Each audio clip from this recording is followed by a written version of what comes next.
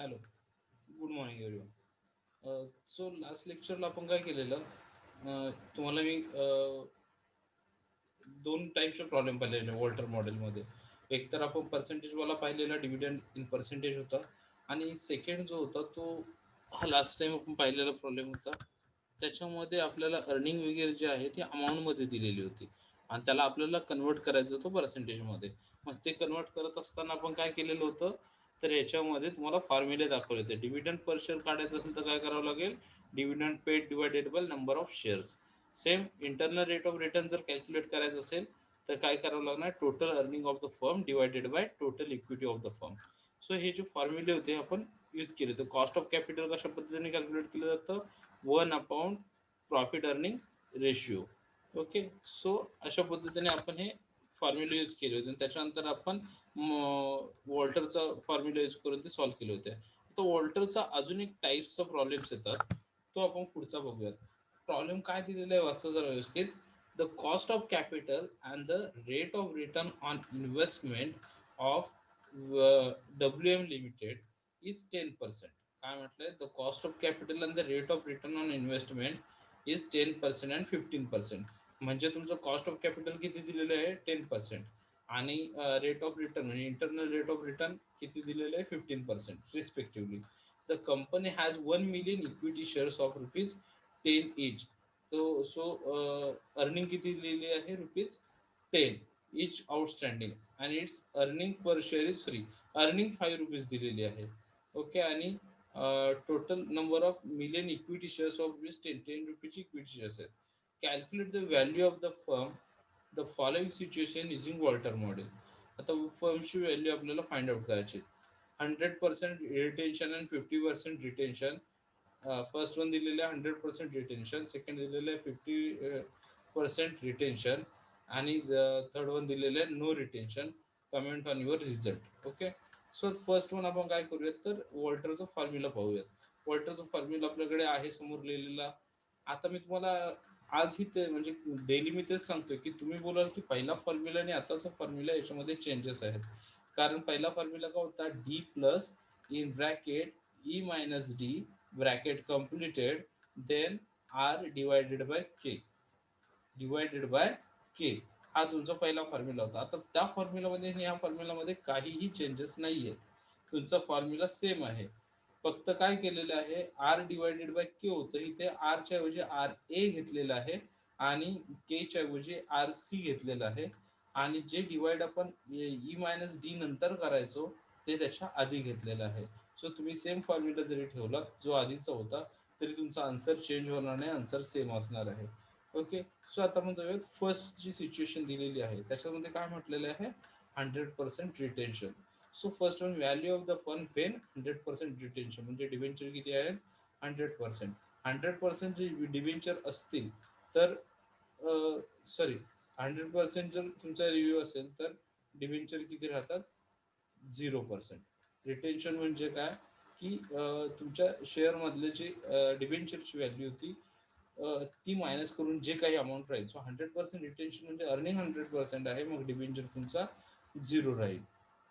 Okay, so D is equal to 0 plus 0.50 plus, आता earning किती आहे 5 आणि डिबेंचर आहे 0, so 5 minus 0, then R divided by K होतं. मग आर किती आहे 15%, so 15 divided by 100 divide by 10 divided by 100. So 15 divided by 100 किती आलं 0.15, आणि 10 डिवायडेड बाय 100 आलं 0.10, म्हणून 0.15 divided by 0.10 divided by 10 divide by 100 म्हणजे 0.10.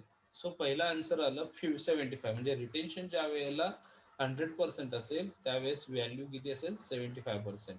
Value of the firm 10 lakh shares, म्हणजे 10 लाख का आलं, as 1 million equity shares of ₹10 each outstanding. 10 इच म्हणजे 1 million जर असतील तर त्याला काय म्हटलेलं आहे,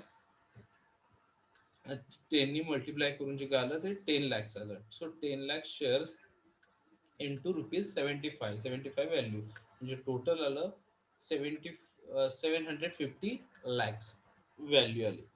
ओके, सो त्याच्यानंतर पुढे आपल्याला काय म्हटलंय, रिटेन्शन किती म्हटलेलं आहे 50%.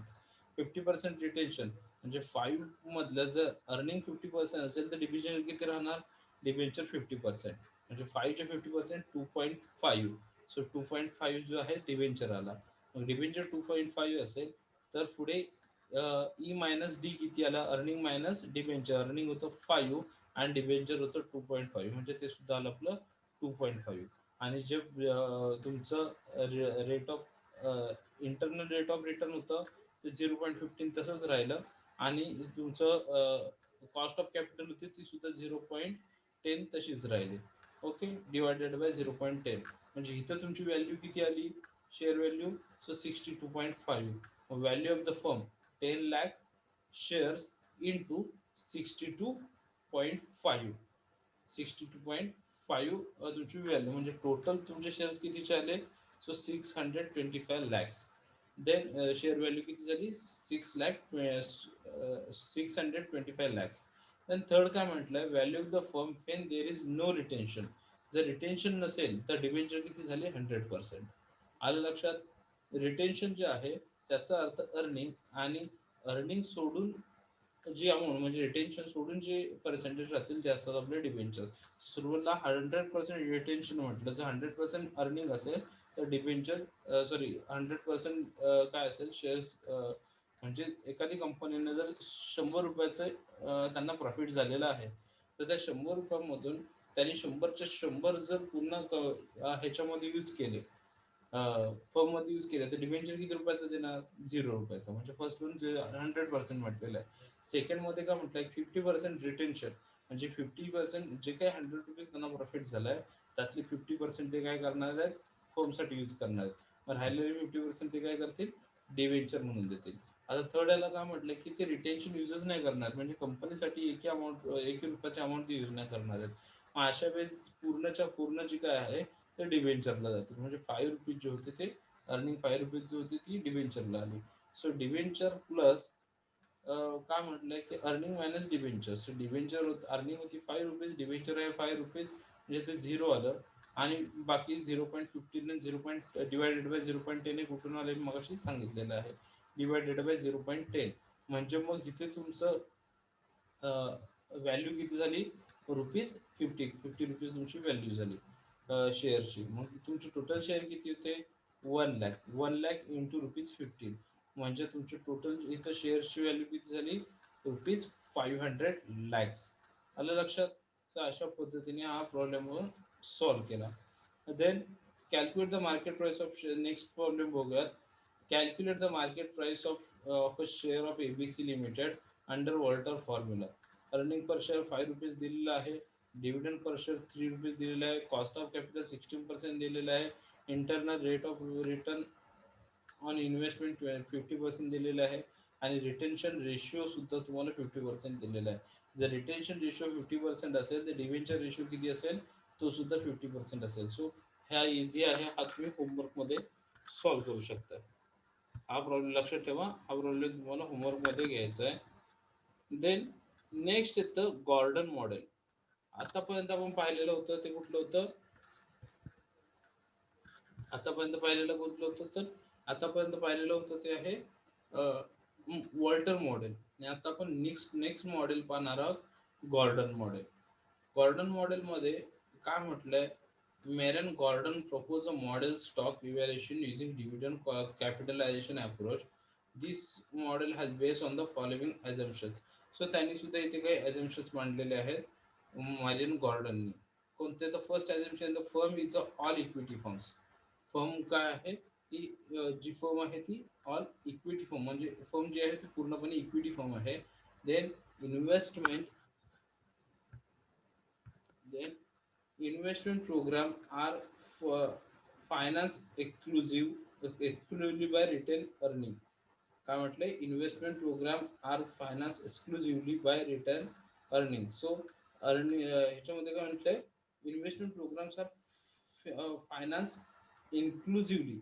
म्हणजे काय म्हटलं की इथे रिटर्न अर्निंग जो आहे तो इन्व्हेस्टमेंटमध्ये जो आहे की रिटर्न अर्निंग काय म्हटलं की इन्क्लुझिव्ह आहे, एक्सक्लुझिव्ह आहे. म्हणजे थोडक्यात त्याच्यातून इन्व्हेस्टमेंट मधून जे रिटर्न अर्निंग आहे ते कमी केलेलं आहे. then the rate of return on firms investment is constant. So त्याच्यामुळे या ठिकाणी काय असतं की रेट ऑफ रिटर्न जो आहे फर्मचा इन्व्हेस्टमेंटला तो कॉन्स्टंट राहतो. Then the growth rate is also constant. त्याच्यामुळे ग्रोथ रेट पण कॉन्स्टंट राहणार. म्हणजे डिव्हेंचर इन्व्हेस्टमेंटचं रिटर्न जर सेम असेल तर प्रत्येक वेळेस तुम्हाला इन्व्हेस्टमेंटचा रेट तेवढाच मिळेल आणि त्याच्यामुळे कंपनीचा ग्रोथ जो आहे तो त्याच रेशिओमध्ये होईल. त्याच्यामध्ये कमी जास्त होणार नाहीये. ओके, जेव्हा आपण कॉन्स्टंट डिबेंचर पॉलिसी पाहिली होती त्याच्यामधला हा एक ॲझम्पशन त्यांनी दिलेला आहे. Then cost of capital for the firm remains constant. आणि जर रेट ऑफ रिटर्न कॉन्स्टंट असतील तर कॉस्ट ऑफ कॅपिटल सुद्धा कॉन्स्टंट राहणार आहे. The firm has a continuous life आणि फर्मची लाईफ सुद्धा कंटिन्यू राहणार आहे. टॅक्स डज नॉट एक्झिस्ट आणि ह्याच्यामध्ये टॅक्स जो आहे तो इन्क्लूड नाही आहे, नॉट एक्झिस्ट. सो आता ह्याचा फॉर्म्युला काय म्हटलं आहे बघा त्यांनी, P0 इज इक्वल टू, लक्षात ठेवा फॉर्म्युले सगळं व्यवस्थित लिहून घ्या. आधीचा वॉल्टरचा पण लिहून घ्या आणि आता हा गॉर्डनचा पण लिहून घ्या. गॉर्डनचा फॉर्म्युला काय म्हटलेला आहे, P0 is equal to E1 in bracket 1 minus B divided by K minus B R. आता इथे P0 काय डिनोट करतो, P0 डिनोट करतो price per share at the end of year 0. price per year at the end of year 0. then E1 काय denote करतो तर earning per share at the end of year 1. काय E1 काय explain कर, E1 काय denote करतो earning per share at the end of year 1. Then 1 minus B काय explain करतो fraction of earning the firm distributes by way of dividend. Then B denote काय करतो fractions of earnings the firm ploughs back. Then K काय denote करतो rate of return required by the shareholders. आणि R काय, एक लक्षात ठेवा K काय डिनोट करतोय rate of return required by the shareholders आणि आर काय डिनोट करतं rate of return earn on investment made by the firm. म्हणजे दोन्हीकडे रेट ऑफ रिटर्नच आहे के मध्ये पण आणि आर मध्ये पण. के मध्ये काय फक्त बाय द शेअर होल्डर्स आणि आर मध्ये काय on the investment made by the firm. आणि बी आर म्हणजे काय growth rate of earning and dividend. Okay,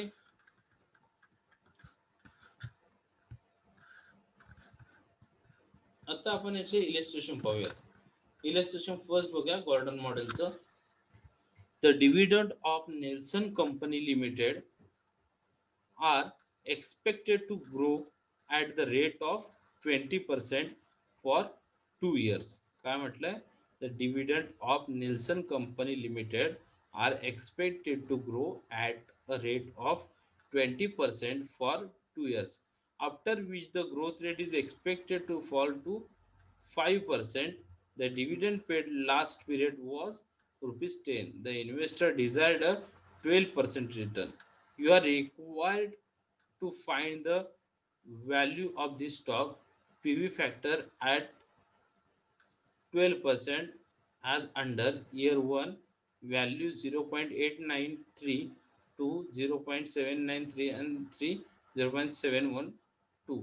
आता D0 का है dividend of last year, D1 का है डिविडेंड ऑफ फर्स्ट ईयर आणि D2 का है dividend of second year, D3 है dividend of third year. Then G means growth rate, T means return, D1 means, आता D1 काय म्हटलेलं आहे D0 1 प्लस जी. D1 चा काय फॉर्म्युला, D1 कसा कॅल्क्युलेट केला गेलाय D0 1 प्लस जी. आता डिव्हिडंड किती म्हटलेलं आहे ₹2 आणि 1 प्लस जी म्हणजे growth of rate, growth rate किती म्हटलेलं आहे बघा त्यांनी 20%, ग्रोथ रेट 20% फॉर 2 इयर्स.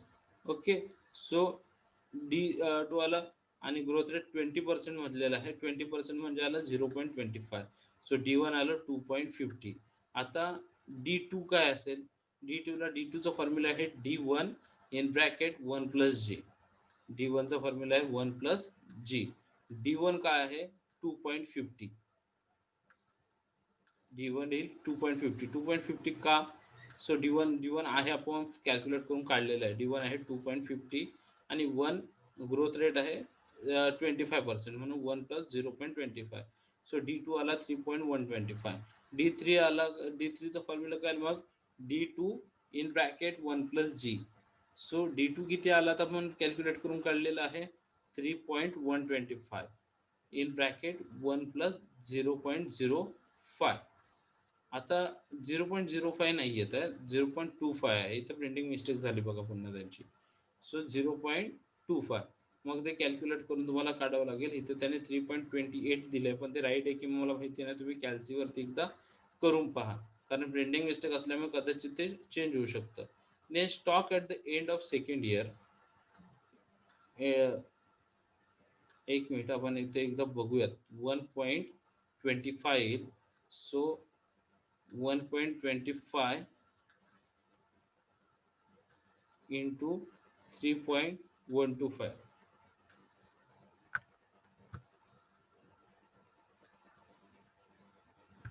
एक मिनिट.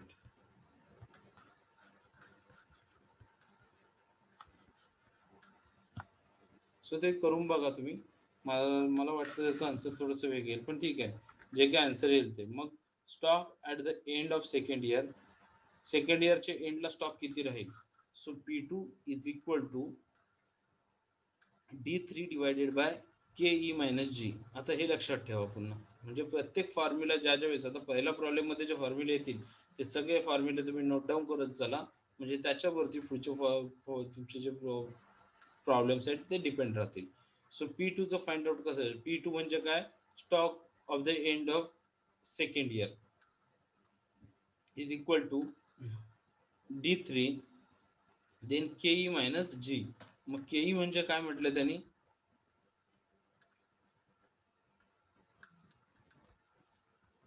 KE म्हणजे काय? The investor desires at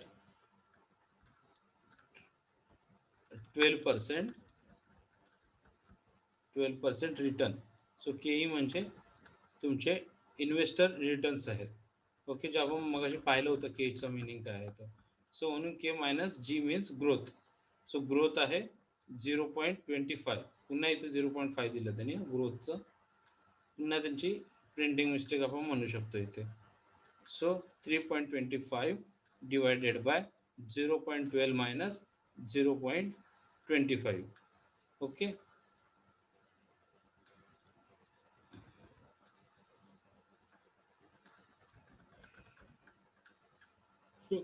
so त्याच्यामुळे त्याचा आन्सर चेंज होणार आहे. 3.25 डिवायडेड बाय 0.12 मायनस 0.25.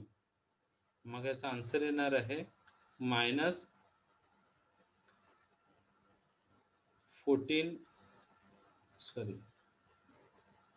13 येईल याचा आन्सर. ओके, सो ते लक्षात ठेवा, म्हणजे थोडंसं त्याच्यात काहीतरी प्रिंटिंग मिस्टेक म्हणून असल्यामुळे हा प्रॉब्लेम झाला. ओके, देन इज रुपीज काय जे येईल ते. Calculate present value of stock price PV factors at the rate of 12%. First इयरचा आहे 2.50 इंटू 0.893. 2.50 इंटू 0.893. मग ह्याचा आन्सर येईल 2.23.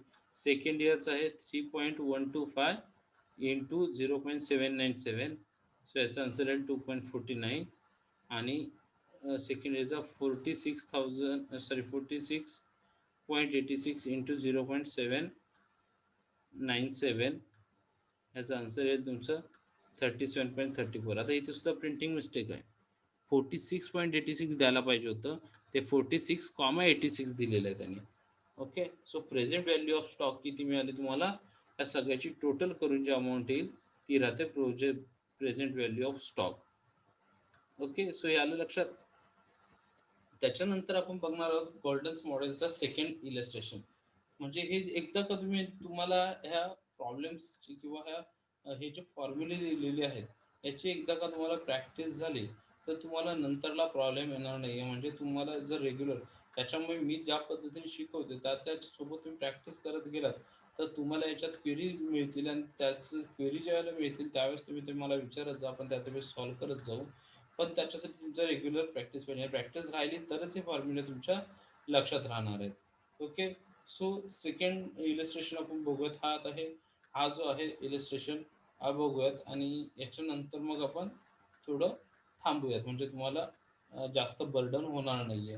मग तुम्हाला एक मी होमवर्कसाठी एक प्रॉब्लेम देईल, तो एक सॉल्व्ह करा गॉर्डनचा, म्हणजे तुमची प्रॅक्टिस होऊन जाईल.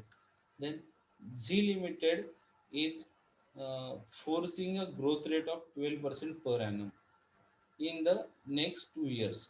The growth rate is to fall to 10% for the third year and fourth year. After that, the growth rate is expected to establish at 8% per annum. The last dividend paid was rupees 1.50 per share, and the investors required of return is 60%. म्हणजे के किती आलं 60%. त्याच्यानंतर dividend paid was rupees 150. Okay, so dividend किती आलं तुमचा 150. Okay, आणि the next forecasting the growth rate of 12% per annum in the next 2 years. म्हणजे तुमचा ग्रोथ रेट आला 12%. 12% म्हणजे किती आला तो 0.12.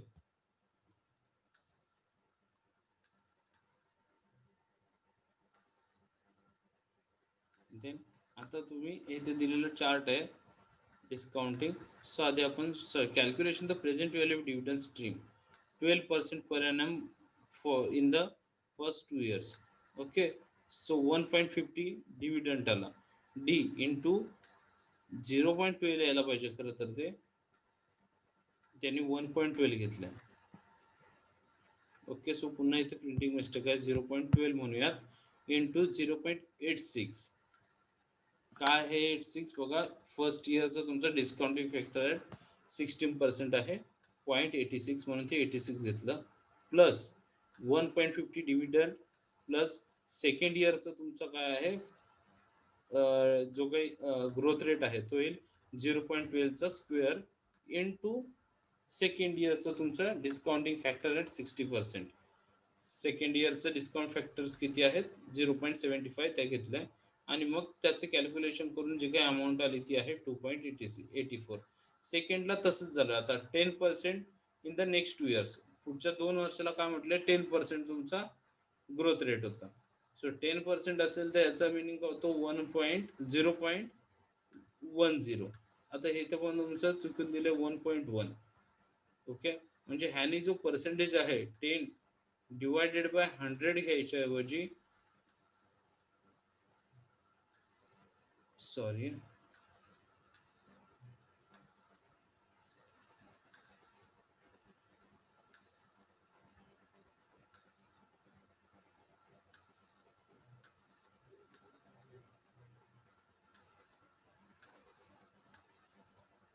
बरोबर आहे, डिवाइड बाय 100 घ्यायच्या ऐवजी डिवाइड बाय 10 घेतलेलं आहे. सो ते खरं तर चुकीचं आहे. सो त्याच्यामुळे हे जे त्यांनी याच्यामध्ये ग्रोथ रेट जो घेतलेला आहे डिवाइड करून तो चुकीचा आहे, प्रिंटिंग म्हणजे त्याची प्रिंटिंग मिस्टेक तुम्ही म्हणू शकता. सो इथे 1.18, सॉरी 88, 1.88 का घेतलेलं आहे बघा त्यांनी डिव्हिडंड.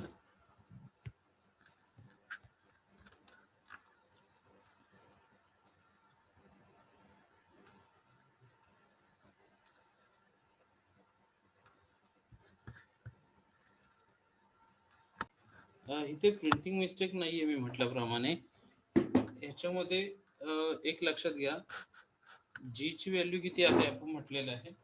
ग्रोथ आपण फाइंड आउट कसा करतो तुम्हाला मी सांगितलेलं आहे.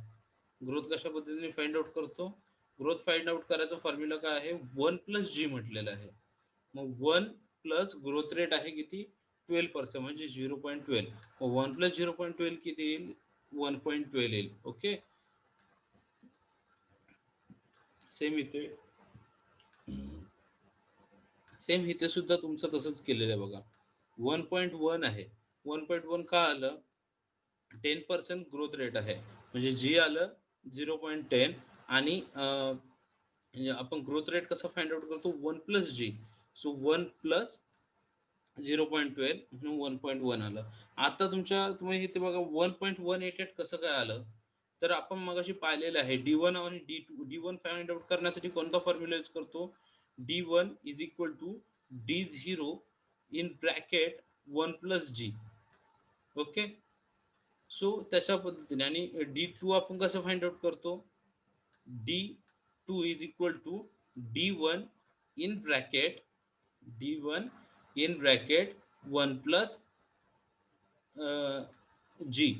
सो आता D1 आपला किती, जर D1 तुम्ही सॉरी हां D1 जर तुम्ही फाइंड आउट केला तर तुमच्या लक्षात येईल D1 तुमचा किती आला, 1.50 इंटू 1.12 करून बघा. 1.50 इंटू 1.12, सो येतं 1.68. ओके, हा झाला तुमचा D1. आता सेकंडला येणार तुमचा D2. मग D2 तुमचा किती येतो? 1.68 in bracket 1 plus G. So 1.68 into 1.12, so तो येतो 1.88. ओके, जसं वरच्या फॉर्म्युलानुसार बघा तुम्ही, म्हणजे इथे बघा तुम्हाला दाखवलेलं आहे. D1 कसं फाइंड आउट करायचं दाखवलेलं आहे, D2 कसं फाइंड आउट करायचं दाखवलं D2. सो अशा पद्धतीने म्हणजे इथं फर्स्ट इक्वेशनला इथे याने D1 फाइंड आउट केला आणि ते D1 ची व्हॅल्यू टाकली. सेकंड ह्याला इथे D2 ची व्हॅल्यू टाकलेली आहे. तर त्याच्यासाठी तुम्हाला D1 D2 आधी फाइंड आउट करावे लागते. आलं लक्षात? तर इथे 1.1 म्हणजे 10चा 1.1 आलं इंटू 0.64, हा थर्ड इयरची तुमची व्हॅल्यू आली 6.4 प्लस 1.88 1.1 इंटू 0.54, फोर्थ इयरची तुमची डिस्काउंटिंग फॅक्टर 16%ची व्हॅल्यू आली. ओके, त्याच्यानंतर पुढे हे सॉल्व केल्याच्या नंतर तुम्हाला आन्सर किती मिळणार आहे? 1.33 plus 1.25 it's equal to 1.58. Okay, so आता हे झाल्याच्या नंतर third one, market value of equity shares at the end of fourth year applying constant dividend growth model. P4 is equal to D5 divided by KE minus G. आता हा formula पुन्हा बघा, तोच पहिलाच फॉर्म्युला आहे. हा इथे तुम्हाला दिसला, पहिल्या प्रॉब्लेम मध्ये आपण हा फॉर्म्युला यूज केला होता. Stock in the second year P is equal to D3 divided by KE into G. आणि इथे आपण काय केलंय, P4 is equal to D5 KE minus G. So P4 is equal to market price of equity shares at the end of fourth year. So D5 is dividend in the fifth year and G is growth rate, K is required rate of return.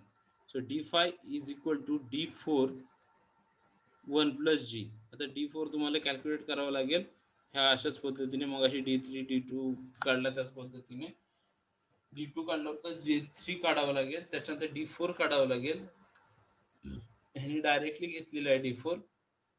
So D5 is equal to D4 1 plus required rate of return किती दिले, growth rate किती दिलेला आहे,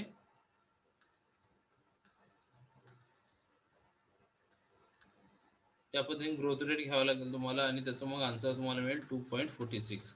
so P4 is equal to 2.46 divided by 0.16. 0.16 का तिथं म्हटलेलं आहे त्यांनी 16% factory. So 0.16 minus 0.08, so it is equal to 30.75. So present value of P4 is 30.75 into 0.55 is equal to 16.91. 16.91 plus 2.58 plus 16.91 म्हणजे सगळ्याची टोटल केली त्यांनी. आता हे सगळे दिलेले आहेत व्हॅल्यू. सो 46.8 2.84, देन फोर्थ इयरचे म्हणून 0.55 घेतलंय तिथे. त्याच्यानंतर 2.58 आणि ह्याचं आलेलं 16.91. ओके, तर टोटली घेऊन मग त्याचा आन्सर आला 22.33. आता हे 0.55 काय घेतलं, प्रेझेंट व्हॅल्यू ऑफ P4 विचारलंय म्हणून त्याने इथली P4 ची प्रेझेंट व्हॅल्यू घेतलेली आहे. P4 ची प्रेझेंट व्हॅल्यू इथे घेतलेली आहे. आता हे इथे का ते 0.08 का घेतलं? After that the growth rate is expected stabilize at 8% per annum. The last dividend paid was rupees पण म्हणजे इथे 2 वर्षाचे इथे दिलेले आणि 4थ्या वर्षाला काय म्हटलेलं आहे त्यांनी ग्रोथ रेट किती होता? 8% होता. ओके, म्हणून त्यांनी 0.08 घेतलेले आहे. ते आलं लक्षात. आणि रिक्वायर्ड रेट ऑफ रिटर्न किती म्हटलेले? 60%, म्हणून तिथे 0.16 घेतलेला आहे. आलं लक्षात. सो अशा पद्धतीने हा जो प्रॉब्लेम आहे सॉल्व्ह केला. आता याचा जो पुढचा प्रॉब्लेम आहे हा आपण नंतर बघूयात. मी आधी तुम्हाला होमवर्कला याच्यातला प्रॉब्लेम कोणताही देत नाहीये. अजून एकदम प्रॉब्लेम बघू आपण आणि त्याच्यानंतर तुम्हाला मी होमवर्कला देईन. आजच्यासाठी आपण इथे स्टॉप करूया.